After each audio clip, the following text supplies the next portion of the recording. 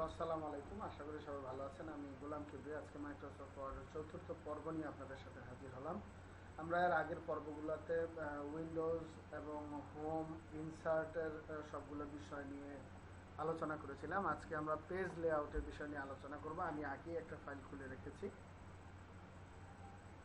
যে ফাইলটায় কিছু লেখা আছে। দেখেন, আমরা এই এক লাইন লেখাই পুরাটা দিয়ে, এই এক লাইন লেখা দিয়ে আমরা পুরাটা পেজ দেখি ভরতে পারি কিনা, কমপ্লিট করতে পারি কিনা।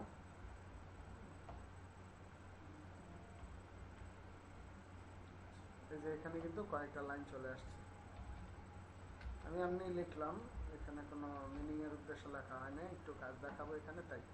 এখন দেখেন আমাদের এই যে চারদিকে কিন্তু এই যে এই পাশ এই পাশ এই পাশ সব দিকে কিন্তু একটা নির্দিষ্ট সমপরিমাণ জায়গা ফাঁকা আছে। এখন আমাদের যদি আমরা চাই, যদি এই যে বাম পাশে, উপরে, ডানে এবং নিচে সব জায়গায় যদি আমরা চাই মার্জিনটা কত রাখতে, এই যে এখানে বিভিন্ন ফরম্যাটের মার্জিন দেওয়া আছে। আমরা চাইলে এখান থেকেও যখন দিব ওয়ানে দিলাম, দেখেন চারদিকে 1% 1 স্কেল পরিমাণ কিন্তু জায়গা ফাঁকা হয়ে গেছে। তারপর আমরা যদি এখানে দেই,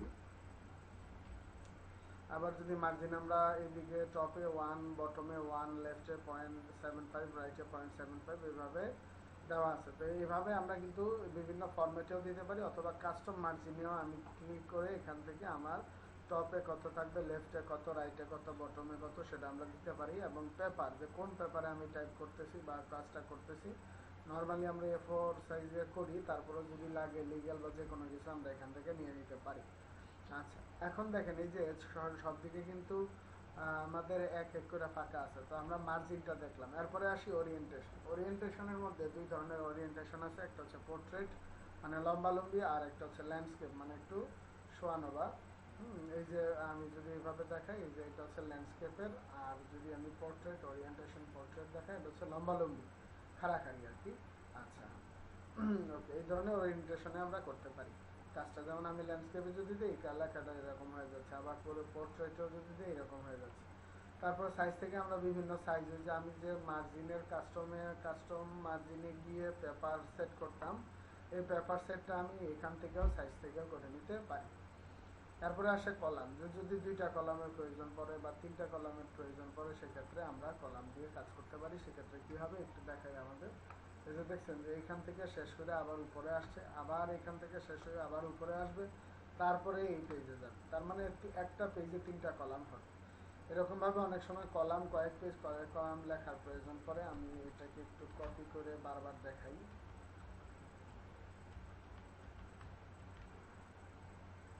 ঠিক আছে,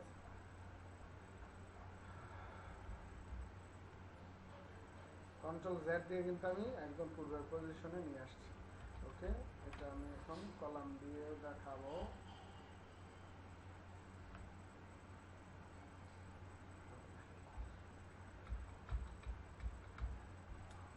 এখন আমরা সাইজ দেখলাম, কলাম দেখলাম, তারপরে ব্রেক মানে আমি যদি এখন পেজ ব্রেক দিতে চাই, জাস্ট এখানে পেজ ব্রেক ক্লিক করলেই, বা কলাম ব্রেক বা টেক্সট র্যাপিং যেটাই আমি চাই সেটাতে ক্লিক করলে পেজ ব্রেক দিবে, আরেকটা পেজ চলে আসছে। আচ্ছা, তারপরে লাইন নাম্বার, কোনটা কোন লাইন নাম্বার সেটা দেওয়ার জন্য দরকার পড়ে এখান থেকে দেওয়া, তো ওইগুলো তেমন একটা লাগে না। তারপরে থিমস, এখান থেকে কোন থিমে আপনি কাজ করবেন সেটা একটা কাস্টমাইজ করে দিতে পারেন। তবে খুব বেশি লাগে হচ্ছে মার্জিন, ওরিয়েন্টেশন, সাইজ এবং কলাম। তারপরে আসে ওয়াটারমার্ক। ওয়াটারমার্কের কাজ হচ্ছে ধরেন জল ছাপ দেওয়া। জল ছাপ যেমন আমি এখান থেকে যে কোনো একটা ফরম্যাট থেকেও নিয়ে নিতে পারি, ডোনট কপি, অথবা কাস্টম ওয়াটারমার্ক থেকেও কপি করতে পারি। কাস্টম ওয়াটারমার্কে এখানে যদি আমি পিকচার দিতে চাই, তাহলে এখান থেকে সিলেক্ট করে আমার পিকচারটা দিয়ে দিতে হবে, আমার কম্পিউটারের ভিতরে কোথায় পিকচারটা আছে। আর যদি টেক্সট দিতে চাই, এখানে কোন ল্যাঙ্গুয়েজে থাকবে, যে ল্যাঙ্গুয়েজ আছে কোন ল্যাঙ্গুয়েজে থাকবে সেটা এখানে আইডেন্টিফাই করে দিতে হবে। তারপর এই যে এই টেক্সটটা এখানে যা লিখবেন সেটাই কিন্তু চলে আসবে। এই যে আমি এখানে কিবরিয়া লিখলাম, ফন্ট হচ্ছে, ল্যাঙ্গুয়েজ দিলাম, ফন্ট হচ্ছে কোন ফন্টে থাকবে, হ্যাঁ, সুতরাং এমজি না বাংলা, এরকম অনেকগুলো ফন্ট আছে, আপনারা জানেন, আমরা আলোচনা করেছিলাম আগে। এই যে সুতরাং এমজি যদি আমি দেই, তখন কিন্তু আমার এটা কিন্তু ইংলিশে দেওয়া। তো কালারটা আমরা এখান থেকে চেঞ্জ করতে পারবো কোন ফরম্যাটে যাবে। যেহেতু আমি ইংলিশে দিচ্ছি তাই আমি টাইমস নিউ রোমান দিই, টাইমস নিউ রোমান ইংলিশ। ওকে, এখন যদি আমি অ্যাপ্লাই দিই, এই যে দেখেন যে জল সাপ কিন্তু চলে গেছে, এটা কিন্তু লেখার নিচে অ্যাপ্লাই হয়েছে। আমি যতই লেখা লিখি না কেন, এটা কিন্তু আমার লেখার নিচে থাকবে।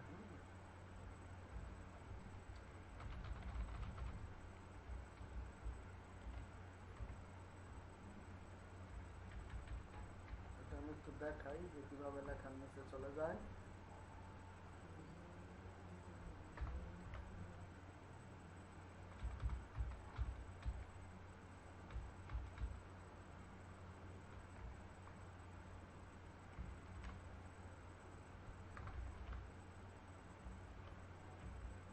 আমার লেখার কিন্তু নিচে চলে গেছে। আমি একটু যদি জুম করে বড় করে জুম করে রেখেছিলাম, দেখেন যখন প্রিন্ট দিবেন দেখবেন এই যে লেখার নিচে কিন্তু আমার নামটা। তো এখান থেকে আমরা ওয়াটারমার্ক যদি আমার যে ফাইলটা করব সেটা যদি আমার কেউ কপি করলে যাতে আমার নামটা সহজ হয় সেটাও এখান থেকে দিতে পারি। পেজ বর্ডার থেকে এখান থেকে বিভিন্ন রকমের বর্ডার আছে। বর্ডার থেকে এখানে বর্ডার সিলেক্ট করতে পারেন, তারপরে পেপার বর্ডার, হ্যাঁ, চারদিক থেকে বর্ডার, এই যে এখান থেকে যে কোনো লাইন আপনি সিলেক্ট করতে পারেন। তারপরে শেডিং, যদি কোনো শেড চান, কালার কোন কালারের হবে, সলিড বা এই যে এখানে বিভিন্ন রকমের কালার দেওয়া আছে। বা ফিল নো কালার, মানে নো ফিল দিলে কি মানে মাঝে কোনো কালার আসবে না। বর্ডার, পেপার বর্ডার দিলাম, এবার দেখি চলে আসছে, দেখছেন এই যে এখানে কিন্তু চলে আসছে। এখন আমরা নো ফিল দিয়েছিলাম, এইটা একটু ঠিক করি কালোটা। এখান থেকে পেজ বর্ডার থেকে শেডিং থেকে, হ্যাঁ, নো কালার, ওকে ওকে। এখন আমরা কিন্তু আমরা পেজ বর্ডারও দিতে পারি এবং চারদিকে এই পেজ বর্ডারটা যদি চেঞ্জ করতে চাই, পেজ বর্ডারে গিয়ে এখানে বিভিন্ন ধরনের এই যে কাস্টম আছে, 3D আছে, শ্যাডো আছে, আপনার যেটা মন চায় সেটাতে আপনি ক্লিক করলে জাস্ট এটা চলে আসবে। এটা শ্যাডো সহ একটা চলে আসছে। আমি যদি একটু জুম আউট করে দেখাই, এই যে চারদিকে কিন্তু একটা শ্যাডো চলে আসছে, তাই না? এখন আমরা তাহলে এরপর দেখলাম এই হচ্ছে মোটামুটি পেজ লেআউটের মধ্যে। এরপরে রেফারেন্সে তেমন কিছু একটা প্রয়োজন পড়ে না, শুধু টেবিল অফ কন্টেন্টটা রেফারেন্স সে দরকার পড়ে। যেমন টেবিল অফ কন্টেন্ট থেকে আমরা যদি ইন্ডেক্স, যে কোনো বই, অ্যাসাইনমেন্ট বা কোনো কাজের উপর কিন্তু টেবিল অফ কন্টেন্ট থাকে। তো কোন ধরনের টেবিল অফ কন্টেন্ট চাচ্ছি সেই ধরনের একটার উপর ক্লিক করলে জাস্ট হচ্ছে আপনাকে দেখাবে যে কোন ধরনের, এই যে no table of content found. হ্যাঁ, লিস্ট থাকতে হবে, লিস্ট থাকলে এরকম আমি লিস্টিং করতে পারি। হ্যাঁ, যে চ্যাপ্টার 1, তারপরে কন্টেন্ট থেকে চ্যাপ্টার 1 এটা দিলাম।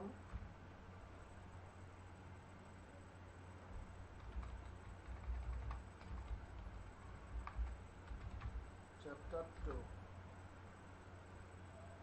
এরকমভাবে টেবিল অফ কন্টেন্টটা আমরা একটু ঘাটাঘাটি করবেন এটা নিয়ে, যে কোন ধরনেরটা আপনার আগে চিন্তা করতে হবে যে আপনার টেবিল অফ কন্টেন্টটা কোন ধরনের দরকার, দেন হচ্ছে এইখান থেকে ফরম্যাট করে আপনার একটা একটা সেট করে নিতে পারবেন।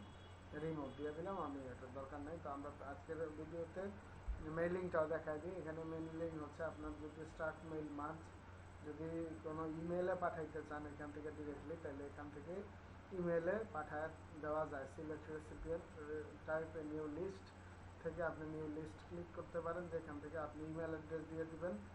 ইমেল অ্যাড্রেস দিলে আপনার ইমেলে চলে যাবে এখান থেকে। তো তারপরে আমরা আসি হচ্ছে রিভিউতে স্পেলিং, গ্রামার চেক করতে পারেন আপনি এখান থেকে। হ্যাঁ, কোনো কমেন্ট ব্যবহার করতে পারেন, যে কোন লেখায় কোন comment. Suppose this is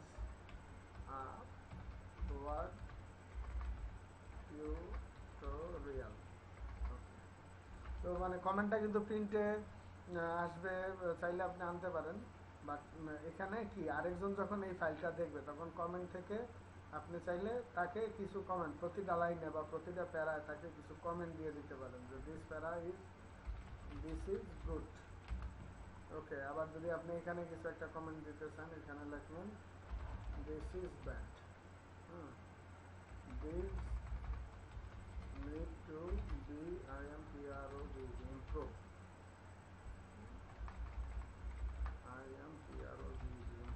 okay. তো এখন এই হচ্ছে মোটামুটি রিভিউ। এরপরে হচ্ছে ভিউতে কয়েকটা ভিউ আছে, যেমন প্রিন্ট ভিউ, ফুল ফুল স্ক্রিন রেকর্ডিং দরকার নাই, আমি স্কেপ দিয়ে পরেরটায় যেতে পারি, এটাকে এটা দিলাম। ওয়েব লেআউটে ক্লিক করলে ওয়েব লেআউটের মতো, মানে এক একটা আউটলাইনের মতো দেখালে, যে আউটলাইন দেখাচ্ছে যেরকম ক্লোজ আউটলাইন রিভিউ, নর্মালি হচ্ছে আমরা ভিউতে ফুল প্রিন্ট ভিউটা দিয়ে রাখি, প্রিন্ট লেআউটটা দিয়ে রাখি, কারণ আমাদের প্রিন্টের কাজে দরকার পড়ে। তারপরে এখানে বিভিন্ন রকমের ভিউ আছে, সেটা আমরা দেখতে পারি।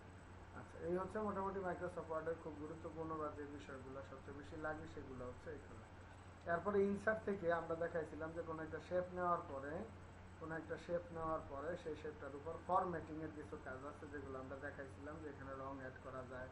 হ্যাঁ, বক্সের তলের কালার, বক্সের ভিতরের কালার, বক্সের সাইডের কালার, শ্যাডো দেওয়া যায়, অনেক রকমের 3D ইফেক্টস দেওয়া যায়, শেপ চেঞ্জও করা যায়। এখান থেকে ক্লিক করলে আমরা এই শেপটাকে ধরে যদি, হ্যাঁ, এটা এই শেপটা যে এখানে এটার মধ্যে যদি আমরা আরেকটা শেপ আঁকার দরকার পড়ে, যে এখানে শেপটা কিন্তু বড় করতেছি, একটু যদি ঘোরানো লাগে, তাহলে এই যে এখানে একটা তীর চিহ্ন, যখন এই যে নীল, এই যে সবুজ সবুজ যে চিহ্নটা আছে গোল, সেটার মধ্যে ধরলে কিন্তু এটা নাড়ানো যায়। দেখছেন, নাড়াচ্ছি আমি, হ্যাঁ, এখানে ধরে নাড়াচ্ছি, এই যে সবুজ চিহ্নটার উপর দেখবেন যে একটা বৃত্তের মতো, বৃত্ত তীর চিহ্নের মতো তীর চিহ্ন আসছে, বৃত্তের মতো, বৃত্তের শেপে একটা তীর চিহ্ন যেটা আসছে, সেটাকে ধরে আপনি এটাকে নাড়াইতে পারেন, এটাকেও নাড়াইতে পারেন, এই যে এখান থেকে ধরে নাড়াইতে পারেন।